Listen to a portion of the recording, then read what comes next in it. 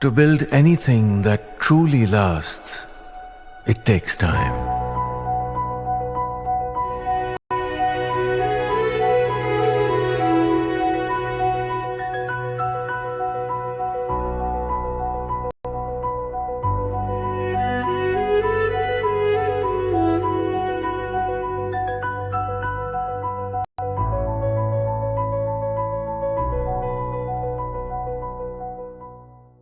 We did speak to a whole host of experts on what this could really mean for the overall sector, especially with respect to the pharma. We have the takes coming in from Marko Papic, who of BCA Research, and even Peter McGuire shared his take. And also on the tariff on the copper prices, we had a word coming in from Anindya Banerjee of Kotak Securities. So let's go across and listen into them.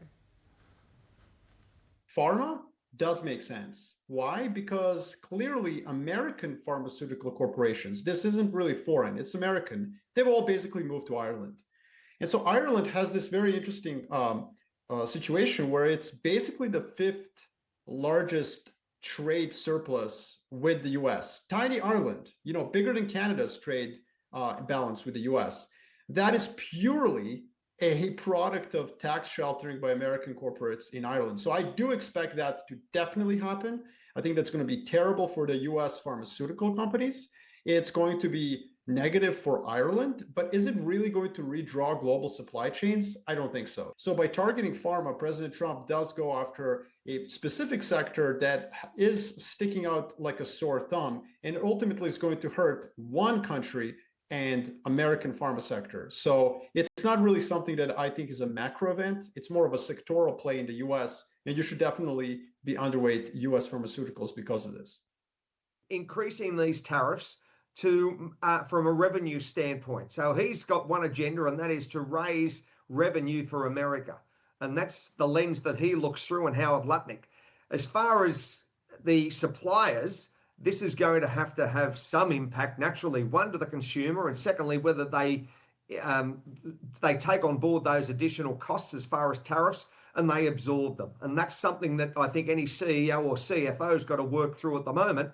Are they going to be competitive if they don't add those to their product, or if they do add it to the product? But the overall theme is going to be, I think, higher prices. And that's going to be, I want to see how the LME trades over the next probably two sessions, currently at about 97, 9,800 a metric ton, whether it's going to crack, 10.5 or 11,000. So we've just got to work through this and see the impact it's going to be, I think, appreciated from the LME and naturally on the COMEX futures. Something interesting was happening in the copper market, that LME and SHFE, the Shanghai market, was actually bleeding copper out of their warehouses, and all the copper was accumulating in COMEX. So traders were actually anticipating such a move. But this is primarily a tariff play, which is going to create what it has done is actually the American copper prices are going to be at a substantial premium to what the copper prices are internationally.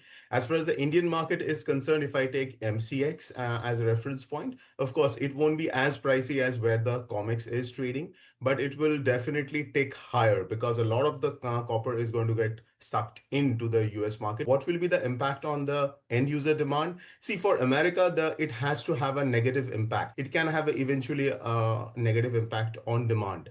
So yeah, it was anticipated. So the reaction as far as today is concerned, we might see an upside in copper prices, which we are seeing in Asia, but it's not going to be something dramatic. Okay, that's a word coming in from a bunch of our experts on what the tariffs could mean for Indian pharma and copper, as well as the American pharma industry as well. But Sharon, give us a chart check on some of the names that you are liking from the pharma pack, because at least fundamentally, despite such a big news flow, even though it is 12 to 18 months down the line, the pharma that the tariffs that we're talking about on pharma, the sector has come out largely unscathed of this entire news flow. What are you liking from the pharma pack right now? So Sneh, I think first I'll tell you, when President Trump was elected, the first thing he said, he wants to reduce Americans' medical bills, and that includes medicines also. So I think this is this 12 to 18 month will, I think, extend to 36 to 48 month till his term ends, and I don't see any tariffs coming in the pharma sector. They only increase the pressure for American citizens. And if you see, even after this news, stocks like Lorislav has just made an all-time high today. And stock specifically which I'm liking is Natco Pharma. From lower levels, I think it's given a nice consolidation breakout and now resisting its 200-day EMA. I think once it gives a breakout about 1020 odd levels, you can see sharp movements towards 1050 to 1100 levels. So in this space particularly, I like Natco Pharma. If someone wants to make an entry, I think they can today with a stop loss of around 960 on a daily closing basis. Again, target would be 1100 to 1150 levels.